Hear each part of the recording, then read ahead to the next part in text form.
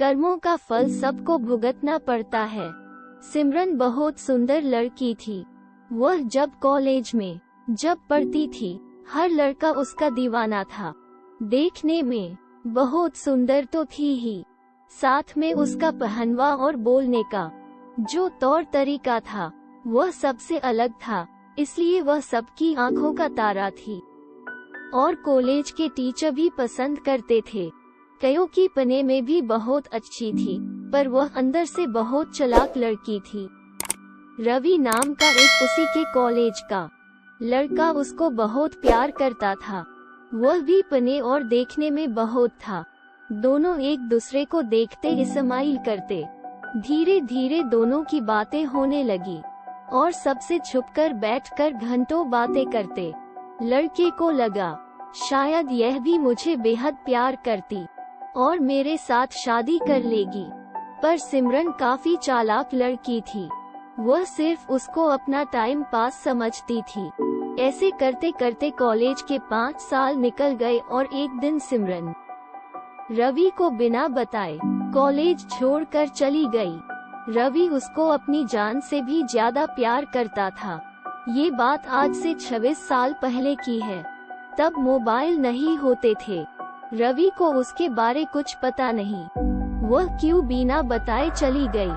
सिमरन 2 महीने के बाद अपने फाइनल ईयर के एग्जाम देने जब वह कॉलेज पहुंची तो उसके तो हाथों में लाल चूड़ा और मांग में सिंदूर भरा हुआ था। रवि ये सब देखकर सदमे में आ गया और मरने तक की सोच ली।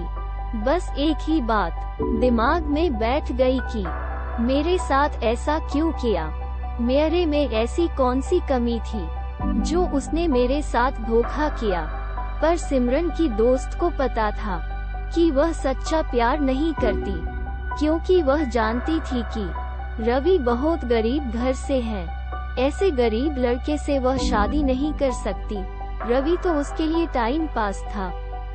जब सिमरन की दोस्त रिया से ये बात पता चली तो उसको और ज्यादा दुख हुआ कि मेरे साथ क्यों घंटों बैठकर बातें करती थी। इस बुरे हालात से निकालने के लिए रवि की बहन ने अपने भाई को बहुत मुश्किल से संभाला और एक लड़की देखकर शादी करवा दी ताकि उसको भूल जाए और अपनी नई जिंदगी शुरू करे।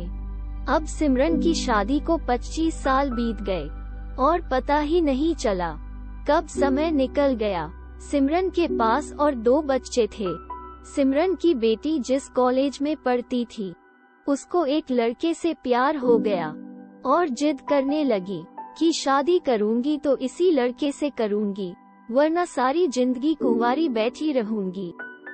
आखिरकार सिमरन को अपनी बेटी की जिद के आगे झुकना पड़ा और लड़के के माँ बाप से मिलने के लिए समय रखा। जब सिमरन लड़के के बाप से मिली तो उसके पैरों के नीचे की जमीन सरक गई, क्योंकि वह लड़का रवि का बेटा ही निकला। और अब सिमरन इस सदमे को सहन नहीं कर पाई कि यह आज क्या देखने को मिला मुझे, जो मुझे कभी याद भी नहीं था। वह मेरी आंखों के सामने खड़ा है मेरी बेटी का ससुर बनने के लिए, क्योंकि बेटी की इतनी जिद थी कि अगर मैं शादी करूंगी तो इसी लड़के से करूंगी, भले ये गरीब क्यों ना हो। बार बार यह सोचने से मजबूर थी, ये भगवान ने मेरे साथ क्या किया। लाख कोशिश करने के बाद भी सिमरन की बेटी इस बात के लिए पीछे नहीं हटी।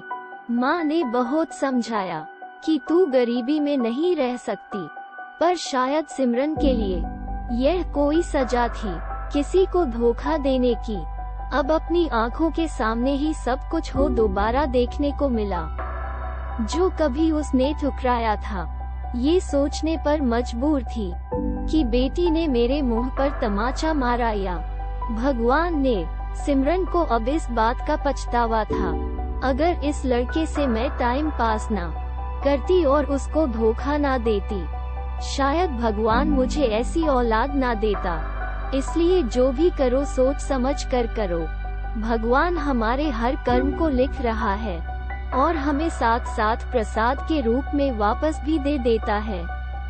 इस कहानी से हमें ये शिक्षा मिलती है, हम चालाकी इंसान से कर सकते हैं पर भगवान से नहीं। भगवान हमारे बुरे कर्मों की सजा यही हमें इसी जन्म में दे देता है।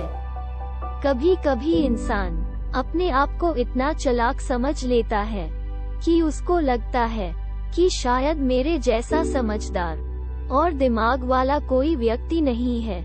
पर मेरा यह मानना है कि भगवान इंसान को अगर दिमाग देता है, अच्छे लोगों को अच्छे काम करने के लिए देता है, इसका मतलब यह नहीं कि आप अगर बुद्धिमान हो तो किसी और को बर्बाद करने पर तुल जाओ।